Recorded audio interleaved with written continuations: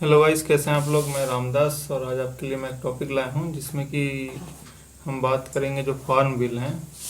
जो अभी खेती से रिलेटेड जो है आपके 3 बिल पार्लियामेंट में पास हुए हैं और अब तो प्रेसिडेंट ने उस पर अपने एसेंट भी दे दिए हैं, तो वो अब लॉ बन चुका है।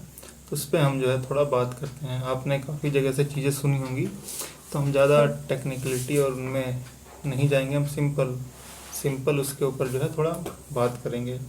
तो पहला बिल जो है आपका वो है आपका agriculture market farmer produce trade and commerce bill 2020। दूसरा है आपका the farmer agreement of price assurance and farm service bill 2020। और तीसरा आपका एसेंशियल कमोडिटी बिल 2020। बिल तो रहा नहीं अब ये, अब तो ये लॉ बन चुका है प्रेसिडेंट के असेंट के बाद। तो जो पहला है आपका agriculture market farmer produce trade and commerce 2020। तो ये जो है बेसिकली आपका एक फार्मर को अलाउ करता है कि वो मंडी के बाहर बेच सकता है।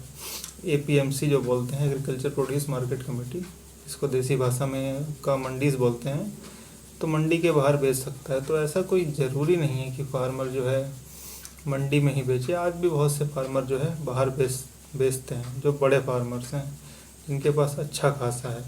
और सबसे पहला क्वेश्चन तो यही है कि हिंदुस्तान में बड़े फार्मर कितने हैं। बड़े फार्मर हिंदुस्तान के अंदर बहुत कम है, 10 से 12% है। 87% के आसपास तो आपके मार्जिनल किसान हैं जिनके पास 2 हेक्टेयर से कम ज़मीन है। 5 एकड़, 4 एकड़, 3 एकड़, 2 एकड़ वाले हैं। तो बेसिकली अगर आप देखेंगे कि गवर्नमेंट इतना बोल रही है कि आपका जो है हिमाचल का किसान केरल में सामान बेच सकता है, केरल वाला आपका जो है आंध्रा में बेच सकता है, या आंध्रा वाला दिल्ली में आके बेच सकता है। तो प्रॉब्लम ये नहीं है कि कौन कहाँ बेचेगा।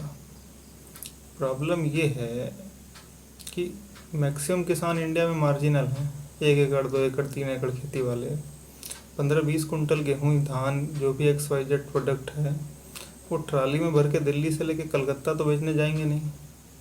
उनका जो है मार्केट जो है प्राइस तभी मिलेगा ना जब उनको फ़ायदा होगा, तभी उनको लगेगा कि हाँ हमें प्राइस सही मिल रहा, फ़ायदा हो रहा, तभी तो जाएंगे। अब 20-30-40 कुंटल माल लेके दिल्ली से कलकत्ता तो बेचने जाएंगे नहीं, या कलकत्ता वाले दिल्ली तो आएंगे नहीं बेचने। ट्रांसपोर्टेशन चार्ज जो है वो काफ़ी उनका हाई हो जाएगा, जो छोटे किसान हैं। और जैसा कि मैंने आपको बताया 87% मार्जिनल किसान है जिनके पास जो है 2.5 एकड़ से कम ज़मीन है। तो ये इसका एक बहुत बड़ा फ्लॉ है सबसे पहले वाले का, कि आउटसाइड मंडी भिजवा रहे हैं। दूसरा इसमें ये दिक्कत है कि जब आप आउटसाइड मंडी बेचना शुरू करेंगे तो धीरे धीरे जो प्राइवेट सेक्टर है वो आना शुरू होगा। तो जब प्राइवेट सेक्टर आना शुरू होगा तो वो स्टार्टिंग में क्या करेगा, जो जियो ने काम किया, जियो ने क्या करा, स्टार्टिंग में फ्री में दिया, और जब कंपनियां बैठना शुरू हुई तो आज के टाइम में उसके प्राइस उठने शुरू हो गए, वो जो है प्राइस बढ़ने शुरू हो गए जियो के। तो वही काम यहाँ भी हो सकता है। यहाँ क्या हो सकता है कि मंडीज़ को ख़त्म करने के लिए सबसे पहले प्राइवेट सेक्टर आएगा, अच्छे अच्छे रेट में आपसे माल लेगा, और जैसे जैसे मंडियाँ ख़त्म होती जाएंगी प्राइवेट सेक्टर में सेचुरेशन आता जाएगा, तो उसके बाद जो है वो अपने धीरे धीरे रेट घटा देंगे। अब जाओगे कहाँ, मंडी तो बंद हो गई, बेचना तो प्राइवेट सेक्टर को है। तो दिक्कत यहाँ ये है। और उसके बाद उससे सबसे बड़ी दिक्कत क्या है कि मंडियों में क्या होता था कि किसान बेच देते थे, उसके बाद मंडी में अपना एक संगठन ग्रुप होता था पूरी मंडी का, तो वो प्राइस जो है नेगोशिएट कर लेते थे। किसान तो फंसता उधर भी था, लेकिन इधर ज़्यादा फंसेगा। कैसे, छोटा किसान है, ठीक है, अब जो छोटा किसान है वो इतनी बड़ी इंडस्ट्री के साथ जो है आपका बातचीत कैसे करेगा। वो तो जो प्राइस बोलेंगे वो दे देगा। अब किसी के पास 100-200 एकड़ खेत हो, वो तो नेगोशिएट कर लेगा। 1 एकड़ 2 एकड़ वाला क्या नेगोशिएट करेगा। तो सबसे बड़ी दिक्कत है नेगोशिएशन की। प्राइवेट में आप बेचोगे तो नेगोशिएशन की बहुत बड़ी दिक्कत है। उसके बाद है एमएसपी, मिनिमम सपोर्ट प्राइस, तो गवर्नमेंट हर बार बोलती है। तो एमएसपी के साथ दिक्कत तो पहले भी रही है। एमएसपी मैक्सिमम 6% किसानों को जो है फ़ायदा मिल पाता है, 94% को वहाँ भी नहीं मिल पाता है फ़ायदा, क्योंकि जितनी ज़्यादा स्टेट में मंडियाँ रहेंगी एमएसपी का, तभी तो फ़ायदा मिलेगा। सबसे ज़्यादा फ़ायदा एमएसपी का कहाँ मिलता है, पंजाब और हरियाणा। जो आपका ग्रीन रेवोल्यूशन शुरू हुआ था पंजाब से ही शुरू हुआ था, हरियाणा बाद में जो है पंजाब से टूट के बना। तो सबसे ज़्यादा मंडियाँ वहीं हैं, तो सबसे ज़्यादा फ़ायदा भी उनको मिलता है। बाकी ऑल ओवर द इंडिया उतना फ़ायदा इस चीज़ का नहीं मिल पाता है एमएसपी का। तो एमएसपी का तो वैसे भी गेम जो है आउट है। तभी जो आप देख रहे हैं सबसे ज़्यादा किसान जो प्रदर्शन आपका पंजाब में ही कर रहे हैं, रेल और सड़क रोक रहे हैं हरियाणा पंजाब में। क्यों? क्योंकि उनको सबसे ज़्यादा एमएसपी का फ़ायदा है। तो क्वेश्चन इस पहले वाले बिल का यही है कि आप प्राइवेट प्लेयर के साथ कैसे कम्पीट करोगे। शुरू में तो आपको अच्छा प्राइस दे देंगे, बाद में जब मंडी ख़त्म हो जाएगी जैसा कि मैंने आपको बताया, तो उनको आप उसी रेट में देना पड़ेगा जिस रेट में वो लेंगे, क्योंकि आप मार्जिनल हो। सामान स्टोर करके भी तो नहीं रख सकते हो। दिक्कत तो वो है, घर का खाना पीना कैसे चलेगा। उसके बाद अगला जो है आपका वो है आपका farm agreement and price assurance and farm service bill 2020। इसमें कॉन्ट्रैक्ट फार्मिंग है। सेम मेरा दिक्कत वही है, क्वेश्चन मेरा वही है कि मार्जिनल फार्मर जो है आपका 87% है, बाकी 13% ठीक ठाक किसान है। तो कॉन्ट्रैक्ट फार्मिंग अगर होगी, बेसिकली कॉन्ट्रैक्ट फार्मिंग के लिए है, वो बात गवर्नमेंट ने जो बोली सब सही है कि प्राइस आपका पहले से तय हो जाएगा, तो आपको एक दिक्कत नहीं रहेगी, ये नहीं रहेगा, वो नहीं रहेगा, XYZ। लेकिन जो 87% मार्जिनल किसान है, तो एक कंपनी है जिसको 1000 टन माल चाहिए, वो 1 एकड़ 2 एकड़ वाले से तो बात करेगी नहीं। पहला क्वेश्चन, वो बात करेगी बचे हुए 13% किसानों से।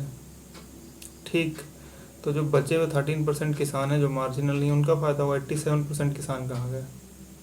वो तो फंस गए। और अगर उनसे कॉन्ट्रैक्ट हो भी गया और उस कॉन्ट्रैक्ट में कुछ चीज़ें उन्होंने ऊपर नीचे लिख दी, तो क्योंकि हमारे फार्मर जो है इतने लिटरेट भी नहीं है, दिक्कत तो यहाँ भी है। और सबसे बड़ी दिक्कत है वो उनसे आपका जो है कॉन्ट्रैक्ट करेंगे क्यों? जिसको एक कंपनी है 1000 टन माल चाहिए, वो 1-2 एकड़ वाले से करेगी नहीं। अब 1-2 एकड़ वालों से बात करने बैठेगी तो 1000, 2000, 3000 किसानों से बात करना पड़ेगा।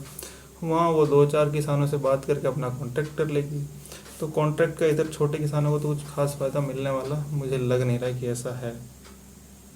तीसरा जो बिल है एसेंशियल कमोडिटी एक्ट 2020, ये जो है बेसिकली स्टोरेज से है कि आपका जो जितने भी एसेंशियल कमोडिटी हैं, फूड आइटम, जो आपका धान, गेहूँ, XYZ जितने भी चीज़ें हैं, उनको एसेंशियल कमोडिटी से निकाल देंगे कि ताकि आप उस पर स्टोरेज कर पाएँ।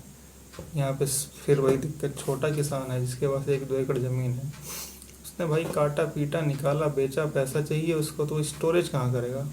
कोई 100-200 एकड़ वाला किसान तो है नहीं कि भाई 50 एकड़ 30 एकड़ बेच दो, बाकी 70 एकड़ 50 एकड़ जो है स्टोर कर लो, जब प्राइस बढ़ेगा तो हम करेंगे। तो छोटे किसानों के साथ दिक्कत यही है। तो ये बिल ओवरऑल छोटे किसानों के लिए उतना फ़ायदेमंद मुझे पर्सनली लग नहीं रहा है जितना है ये। तो ये एक तरह से एग्रीकल्चर का जो है ठीक है, प्राइवेटाइजेशन है, कुछ साल जो है किसानों को फ़ायदा मिलेगा, लेकिन जब वहाँ पे भी सैचुरेशन आ जाएगा तो उसके बाद दिक्कत होगी। आप यूरोपियन और US मार्केट देखिए, सेम फंडा है वहाँ पे। अब वहाँ पे किसानों की हालत देखिए, गवर्नमेंट जब तक वहाँ सपोर्ट नहीं करती तब तक बहुत बड़ी दिक्कत होती है। पर गवर्नमेंट सोचती है कि हम प्राइवेटाइज़ करके अब सपोर्ट नहीं करेंगे, बल्कि वहाँ ज़्यादा दिक्कत होगी आपको। और रही बात स्टोरेज की, तो स्टोरेज गवर्नमेंट ने ओके कर दिया है, बट दिक्कत ये हुई कि रिसेंटली अभी आपने देखा होगा महाराष्ट्र में जो सबसे ज़्यादा प्याज जो है वहीं पे उगाया जाता है आसपास के स्टेट में। तो गवर्नमेंट ने जब इंडिया में प्याज के प्राइस थोड़े बढ़ने लग गए, तो गवर्नमेंट ने महाराष्ट्र में जो भी प्याज है उस पर जो है, कर्नाटक हो गया आपका, ठीक है, तो वहाँ पे जो है उन्होंने क्या करा, बैन लगा दिया। एक तरफ तो आप कह रहे हो स्टोर कर सकते हो, अपने हिसाब से चीज़ें कर सकते हो, ऊपर से गवर्नमेंट ने बैन लगा दिया। तो दिक्कत यही है। उसके बाद बांग्लादेश ने जब बोला, थोड़ी शिकायत करी, तो 25,000 टन उनको भेजा स्पेशल, ठीक है। तो गवर्नमेंट के कथनी और करनी में यहाँ भी थोड़ी सी जो है आपका जो है दिक्कत है, अलग अलग चीज़ें आ रही हैं। एक तो आप स्टोरेज की बात करो, ऊपर से वहाँ पे स्टोरेज में जो है आप जो है मना कर रहे हो कि भाई आप एक्सपोर्ट मत करो, ठीक है। तो वही दिक्कत है, कल को हम स्टोर करने शुरू करें तो आप कहोगे कि भाई प्राइस ऊपर नीचे हो रहे हैं, आप जो है माल निकालो। तो गवर्नमेंट को स्टैंड अपना जो है काफ़ी हद तक क्लियर नहीं हो रहा है, खुद इन चीज़ों से कॉन्ट्राडिक्शन दिख रहा है। एक तो आप बिल ला रहे हो, ऊपर से जो है जैसा कि मैंने आपको बताया कि बांग्लादेश का जो है आप जो है रोक रहे हो। तो इस चीज़ में कुल मिला के जो फ़ायदा अब तक मिलता आया था बड़े किसानों को, यहाँ भी उन्हीं को मिलता हुआ दिख रहा है। मेन है मार्जिनल जो फार्मर है, तो वो बेसिकली उसका सिर्फ और सिर्फ एक रास्ता है, वो है अपनी कमिटीज़ बनाना। छोटे छोटे किसान जो हैं अपने जो प्रॉपर किसी इलाके के हैं तो उनको क्या करना चाहिए, उनको कुछ नहीं करना चाहिए, अपना एक समूह बनाना चाहिए। एक समूह बनाएंगे, कई जगह है, तो जब समूह बनाएंगे छोटे छोटे किसान तो उनके पास बार्गेनिंग पावर आएगी, और बार्गेनिंग पावर आएगी तो उनको फ़ायदा ज़्यादा होगा। उसके बाद वो जो है निगोशिएट कर पाएंगे। तो बिना अपना ऑर्गेनाइजेशन बनाए ये चीज़ आप गवर्नमेंट या प्राइवेट सेक्टर के ऊपर नहीं ले जा सकते हैं। तो यहाँ आपको जो है अपने छोटे छोटे ग्रुप बनाने बहुत ज़रूरी हैं, नहीं तो ये दिक्कत और ज़्यादा बढ़ सकती है आने वाले टाइम में। Thank you.